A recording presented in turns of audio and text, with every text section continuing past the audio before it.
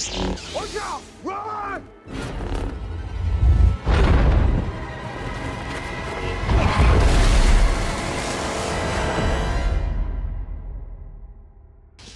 Garbage man. What was that? It was bad!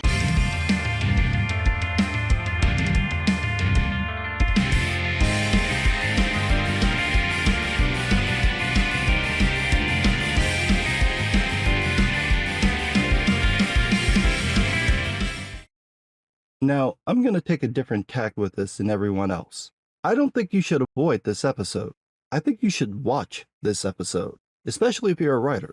You don't have to watch the rest of the show. You definitely don't need to see episode 3. But if you're an aspiring writer or working in an industry, you need to watch this episode because this is a masterclass in bad writing.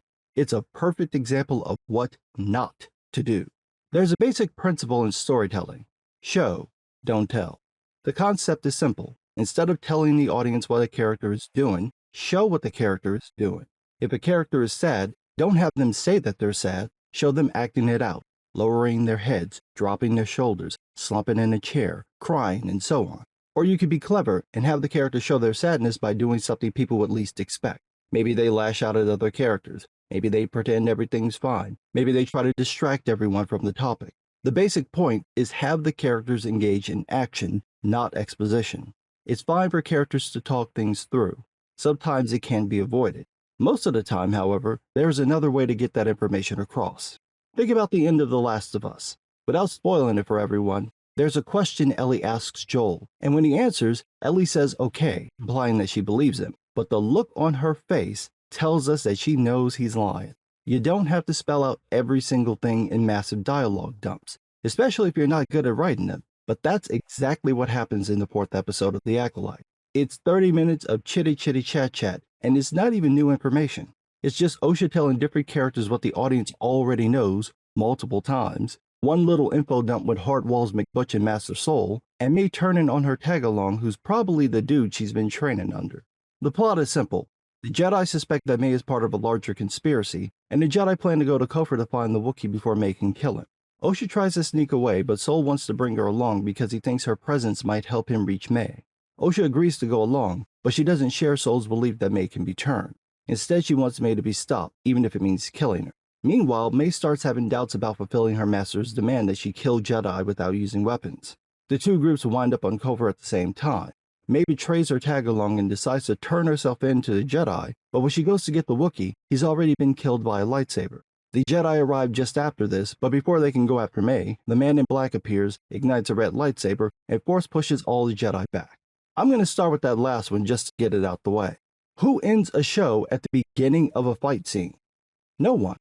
No one does this because it doesn't give the scene enough time to build tension.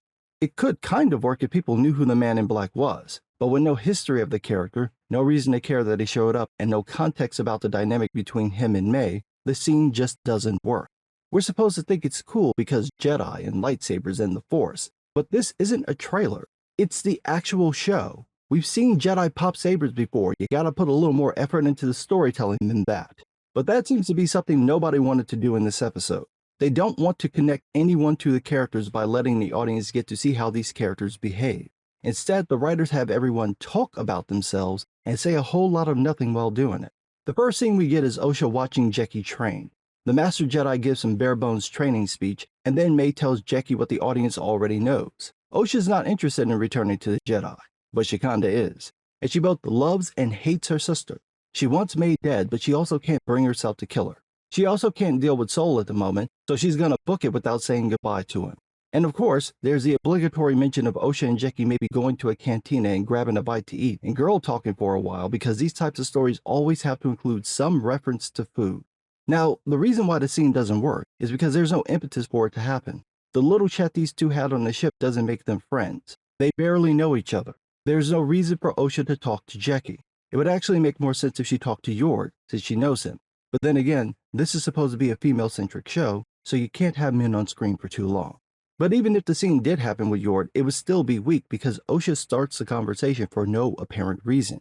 All of them know her feelings about the situation, and so does the audience, so why tell the audience what they already know? The scene would work better if Jackie caught Osha leaving without saying anything, and then Jackie started up the conversation about May. It'd work even better if Osha kept heading out during the talk. Just a little bit of nuance would have made this work. But this isn't that kind of show, which is why we get this mess with this guy who tags along with May. I'm sure he has a name, but I don't really care what it is, and the show doesn't want me to either. The show tries to pretend that no one knows or suspects that he's actually the man in black May has been dealing with, but it's obvious that's where this is going.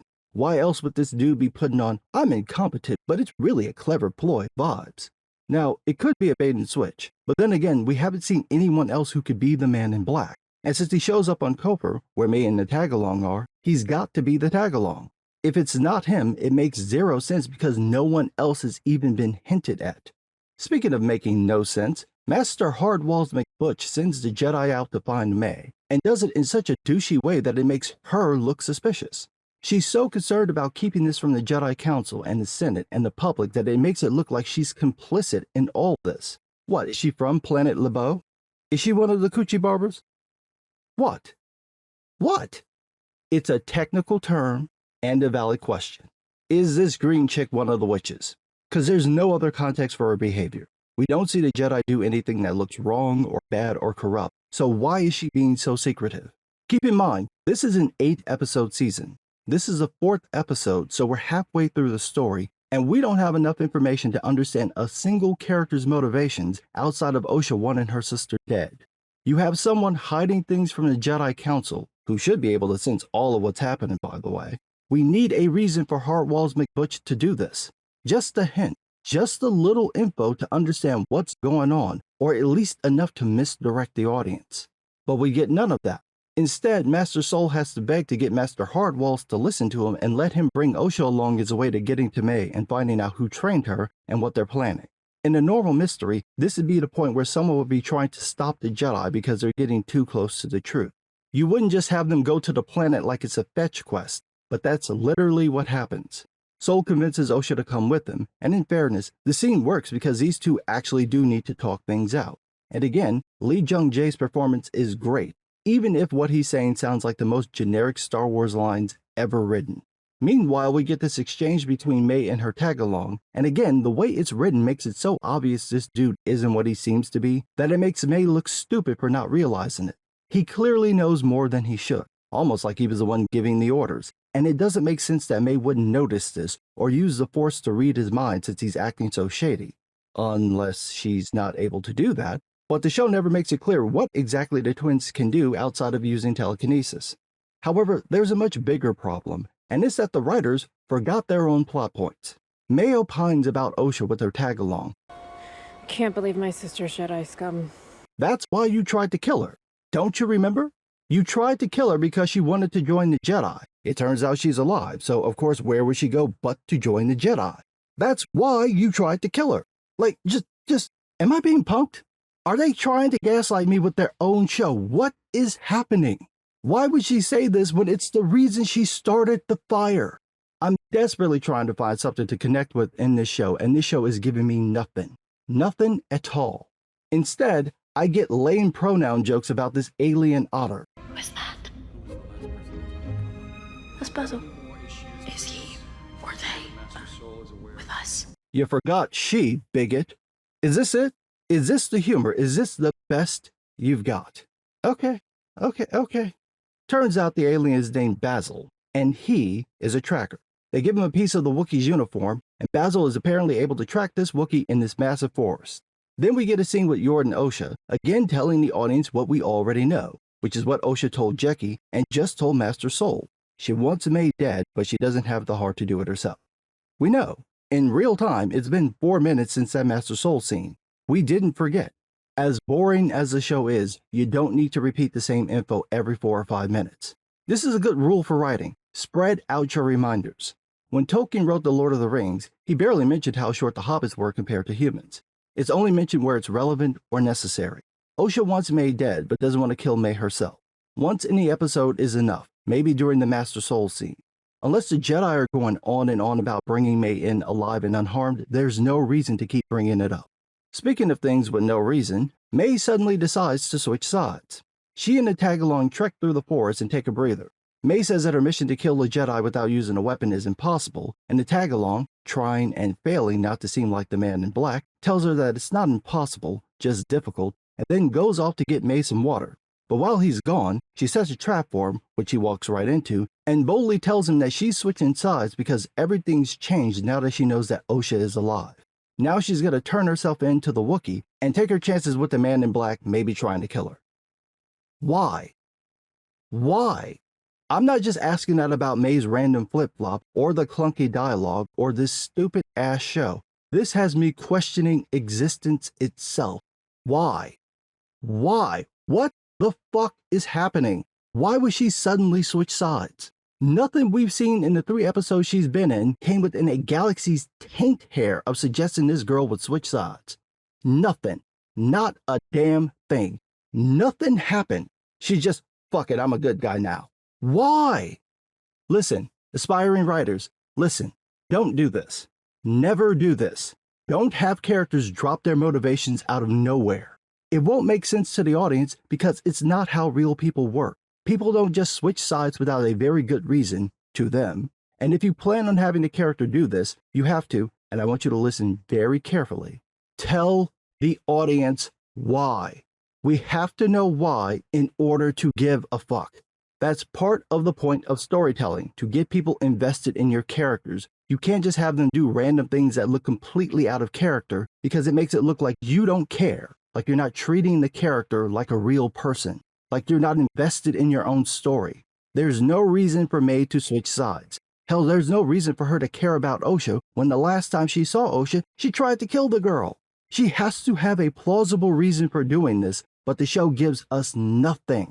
No, May just switches sides and goes to find the Wookiee. She randomly bumps into Basil, who calls Jedi, and then she manages to get to the Wookiee's place first and see that he's been killed with a lightsaber. And she assumes her master did it because who else on the planet other than a Jedi would have a lightsaber? Then the Jedi arrive, and then her master makes an appearance, and we get the dumbest way to end an episode. Why is it dumb? Because, like I said at the beginning of the video, we don't know anything about the man in black. There's no reason to be concerned about his presence. There's also no tension in the scene. We don't know anything about the Wookiee, we barely know the Jedi, and we don't get enough of the fight to be concerned about anyone's well-being. It's a wasted scene meant to look cool but ultimately does nothing. Compare that to the old Republic cinematics where you know nothing about the characters, but there's mood, there's tension, there's emotion, especially the last one with the twins, and then the one about their mother trying to rescue her daughter who ends up turning to the dark side. Those 5-minute cinematics have more story in them than the 4 35-minute episodes of The Acolyte. They're far more interesting because they're written to get people invested in the concepts and the characters and the world building. They're designed to make you want to buy the game so you can learn more. And all of them did it in 5 minutes. That is excellent writing. That is how you hook an audience. If you want to understand how to do the opposite, watch this episode of The Acolyte. And please, for your own sanity, play it at 1.5 speed. You don't need to suffer through this in regular time. You just need to see how not to write a story. You need to see what happens when you combine mid-tier dialogue, repetitive info dumps, glacial pacing, and a total lack of credible character motivation. It's like burning your hand on a stove. You do it once and you'll never need to do it again. But what do I know? I'm just some guy.